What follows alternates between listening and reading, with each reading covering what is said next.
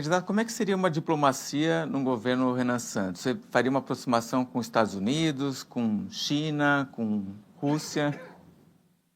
Um governo nosso, ele tem que entender que o que é o Brasil perante o mundo. Quem nós somos. Ah, o Brasil é o Ocidente. Não. O Brasil, ele é uma experiência única que congrega Ocidente e o dito Sul global.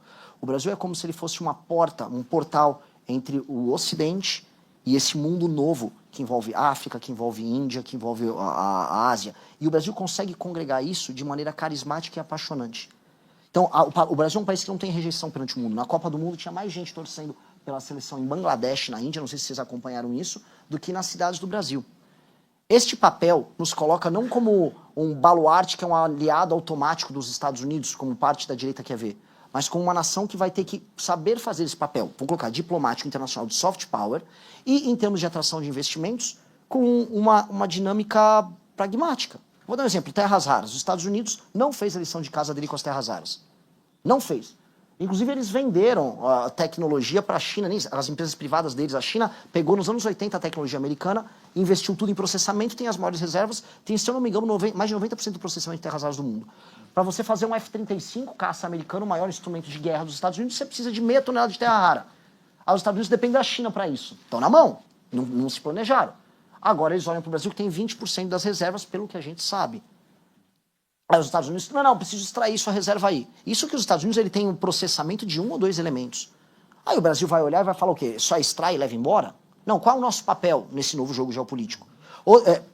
Na nossa visão, eu tenho que sentar com a União Europeia, tenho que sentar com Taiwan, que precisa de terra rara também, eu tenho que sentar com o Japão, tenho que sentar com os Estados Unidos, com o Canadá e com a própria China e estabelecer um sistema relacional em que há transferência de tecnologia e investimento e parcerias de longo prazo envolvendo isso. Porque as terras raras vão colocar a gente, vão fazer com que a gente possa tirar o gap tecnológico em matérias que a gente ficou completamente para trás.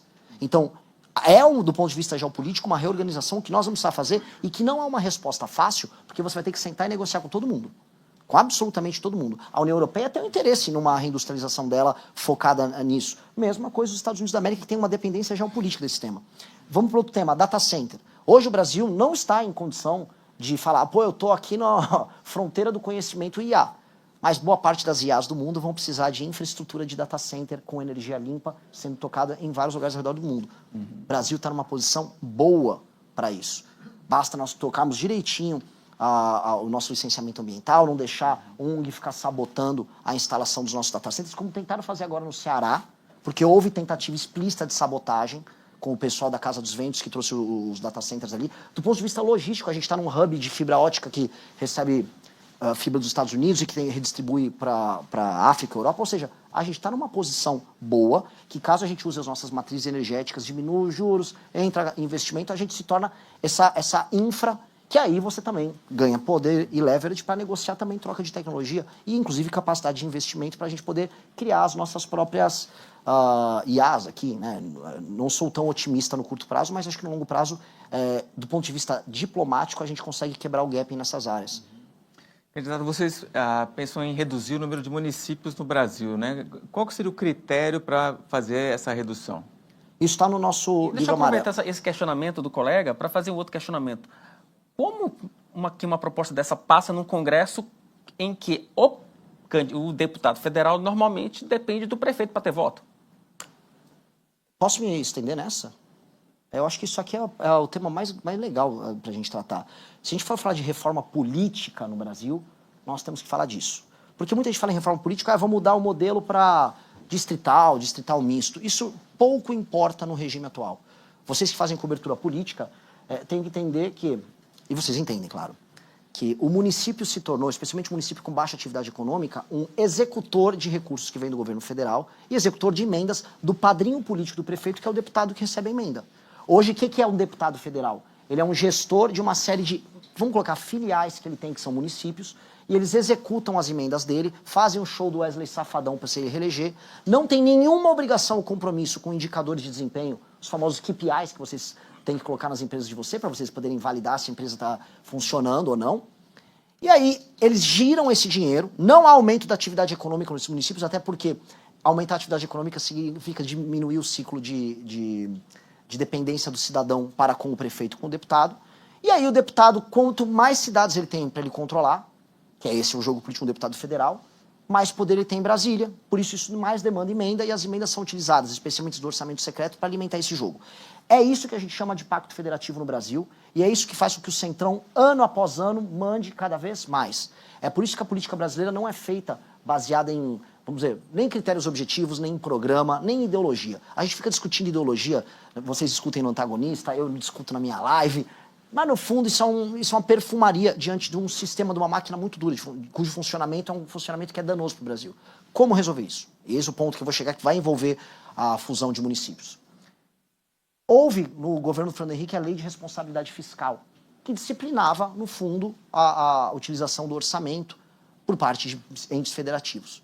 Aquilo foi uma revolução à época, porque a coisa mais comum era um prefeito terminar o mandato dele, ou terminar um ano mesmo, sem pagar folha, dar um calote e jogo que segue.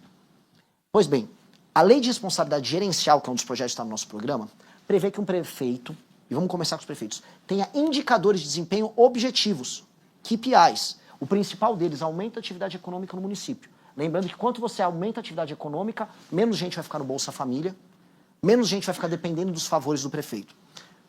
Índices de educação que já são públicos e existem, e o Brasil, inclusive, é um país bom dessa parte de transparência e avaliação, em muitas áreas melhor do que os Estados Unidos. Cobertura de água, cobertura de esgoto, fila nas UBSs, ou seja, critérios objetivos que vão entregando uma pontuação do prefeito. Prefeito não entrega a pontuação mínima ao longo do seu mandato, fica inelegível por 8 anos. Prefeito bate as suas metas, ele se qualifica para receber mais emenda. Então o prefeito pode receber mais emenda desde que entregue bons indicadores de desempenho, facilmente metrificáveis e auditáveis. O maior deles, aumento da atividade econômica percebida com aumento de emprego e redução de pessoas vivendo do assistencialismo. Com isso eu já disciplinei o uso da emenda, e com isso eu permiti que os municípios que hoje têm baixa atividade econômica, que são aqueles que deveriam ser alvo de uma fusão, passem a se tornar, ter sua porta de saída. Caso eles não tenham isso, o governo federal terá 2 caminhos, que é, você, por decreto, ou via um projeto, quando eu falo decreto, via um projeto, você fazer os critérios para uma fusão, município com menos de 10 mil habitantes, que não apresenta atividade econômica, vai se juntar com o município mais próximo, obedecendo algumas vicissitudes. Por exemplo, se o município está no interior lá do Amazonas e se tem 100 quilômetros de distância, como acontece de município para outro, não vai dar para fazer isso, claro, mas onde dá, você vai fazer. E, inclusive, incentivos financeiros para que haja fusão, porque os ganhos no longo prazo são assim. Então, ou nós fazemos pelo amor, ou nós fazemos pela dor. Espero fazer pelo amor. E o amor é bom para os prefeitos, porque um dos elementos que tem que estar, né, vocês conhecem, tipo privado, sistema de incentivos. De um lado, o prefeito tem que ter essas metas, indicadores e a punição, caso não cumpra a meta, mas do outro, caso ele cumpra a meta, o tão famigerado fundo partidário, que nós não vamos conseguir cortar nesses 4 anos de mandato, porque os partidos são tão hiperempoderados, passam a ser determinados pelo número de indicadores, os pontos que eles obtêm por município, ponderado pelo tamanho do município, multiplicado pelo número de municípios que um partido tem. Ou seja, o que um Kassab, um Valdemar, ou um Renan Santos, que agora é o presidente de partido, vão ter como meta? Corpo técnico, boas prefeituras com boa gestão, atingindo bons indicadores, meu partido vai ser recompensado por isso. Você altera a dinâmica. Essa alteração dinâmica impacta a questão da fusão dos municípios e impacta o que seria, na minha visão, a grande reforma política do Brasil. Ou seja, a gente realinha esses interesses. Para mim, isso é a coisa mais importante que o meu mandato teria que fazer. Ela é menos popular para eu falar, mas ela é mais importante. E essa é a reforma que a gente atinge diretamente o coração do Centrão. Porque eu não vou conseguir, não sei se eu não quero... É que sim, eu não vou conseguir destruir o Centrão no meu governo. Eu acho o Centrão um problema tão... Não, e aí eu entrego também para o senhor para suas considerações finais. Tem que responder rápido, né? Não, é sim ou não? É sim ou não. Bate-bola, jogo rápido. É difícil, sim ou não? Redução da maioridade penal. A favor ou contra? Sim. Impeachment de ministro do Supremo. Sim. Flexibilização do aborto. Não. Cancelamento de Bolsa Família. Não tá precisa, né? Porque uma Bolsa Família, para quem, vamos colocar aqui, num município que não há atividade econômica, é crueldade pura e simples. Para uma pessoa que está usando isso como um instrumento para ficar na informalidade e pegar um bico, como o agro reclama, eu vou acabar. Tá. Pena de morte. Não dá para mexer, sou favorável, mas não vai dar para mexer no meu governo. Autonomia financeira da PF. Gosto. Gostar é... Político, sim. Eu gosto, é tanto sim que eu gosto. Gosto e quero. Vou fazer igual o Eduardo Jorge naquele debate de 14. Quero. Fundão eleitoral. Não gosto, mas redisciplinado é melhor do que tá. Como eu expliquei agora na pergunta anterior. Eu tinha colocado aqui piso para saúde e educação. Como eu disse, você pode estabelecer algum tipo de piso. Agora, o reajuste como tá, não dá. Indulto ao ex-presidente Jair Bolsonaro. Dosimetria para ele e para todo mundo dia 8. Quem cometeu o crime, simplesmente porque é de direita, não pode não ser punido pelo crime. Mesma coisa, tem um cara de esquerda, se o Lula perdeu a eleição, o pessoal do MST invade tudo, vamos anistiar eles. Não. Cometeu o crime, vai ser punido, mas com um julgamento justo. Porque por isso que a dosimetria é uma solução política boa. As forças políticas vêm diante de um caso bizarro em que o STF sai da linha e em que a população e lideranças políticas saem da linha e fazem um pacto para pacificar o Brasil. Dosimetria. Tá certo. Candidato, 2 minutos para suas considerações finais. Já te agradeço de antemão pela participação aqui no evento. Eu queria primeiro agradecer assim, a honra incrível de estar aqui presente. Eu queria primeiro agradecer também todos os jovens que coletaram assinaturas que me permitiram estar aqui. Eu só estou aqui porque gente se sacrificou, teve gente que tomou ameaça de morte, gente que foi esfaqueado na rua coletando assinatura para o nosso partido. Eu estou aqui pelas pessoas que foram corajosas em falar não diante do like fácil, do view fácil em redes sociais, de todo mundo que resiste à tentação e de todo mundo que está aqui não porque, eu não sou o Lula, é porque eu não sou o Bolsonaro, mas sim porque a gente tem a chance de tornar esse país uma das 5 maiores potências do mundo nos próximos 30 anos.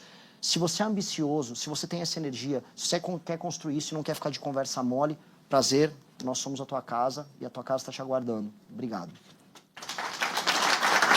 Se você tem vontade de montar um canal de cortes para ajudar a divulgar as ideias do MBL e da missão, eu tenho um treinamento 100% focado mostrando como você pode sair do zero sem saber nada de edição, thumbnail, até você monetizar um canal de cortes e além de estar ajudando no projeto, também ser remunerado por isso. No mês de maio, por exemplo, o canal Inevitável Cortes faturou mais de 30 mil reais apenas de AdSense. O Felino Missionário e o Missão Avança, ambos fizeram mais de 1 milhão de visualizações e faturaram acima dos 14 mil reais. E se isso te interessou de alguma maneira, é só clicar no primeiro link da descrição desse vídeo ou então ler o QR Code que está aparecendo aqui no meio da sua tela agora, onde eu vou te explicar de maneira mais detalhada como você pode começar o seu próprio canal de cortes.